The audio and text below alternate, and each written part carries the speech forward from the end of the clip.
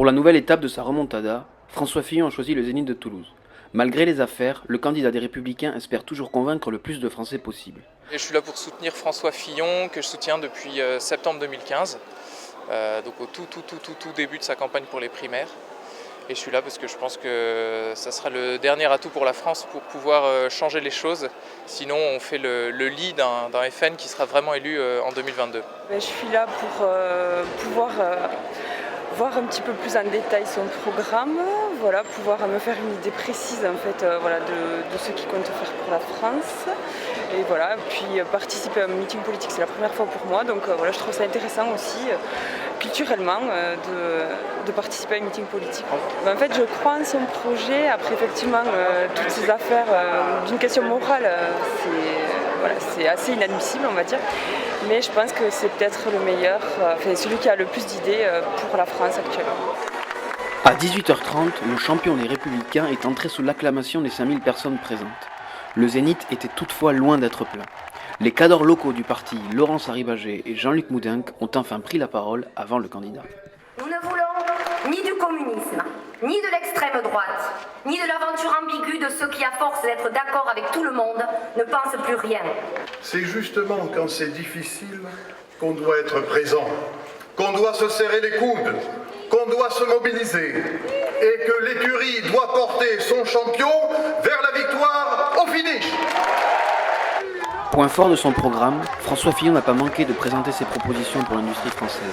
Mais plus surprenant, il a surtout martelé l'importance du développement des nouvelles technologies. Et puis le secteur public, l'État, les collectivités locales, le secteur de la santé, le secteur social, doivent aussi s'engager dans la transformation digitale. Quand je vois qu'il y a beaucoup plus de personnes pour administrer la santé que de médecins et d'infirmières pour soigner les malades, je me dis qu'on peut faire des économies.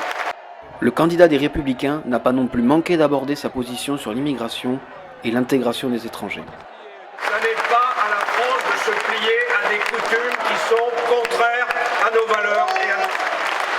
Les étrangers que nous accueillons doivent respecter des devoirs avant de réclamer des droits. C'est la raison pour laquelle ils devront attendre 2 ans avant toute prestation sociale. Écoutez, c'était un meeting moi, que j'ai trouvé très optimiste. Et on a trouvé un François Fillon en fin de campagne sur des thèmes rassembleurs. Il était à la fois très président.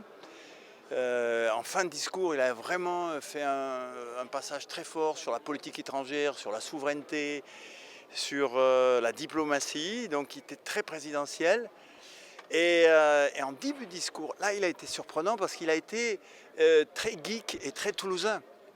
Il a fait un discours sur en gros la révolution numérique, la chance que ça représentait. Il savait qu'il était à Toulouse, il savait qu'il était ici dans le berceau de l'aéronautique, mais aussi de l'industrie numérique française.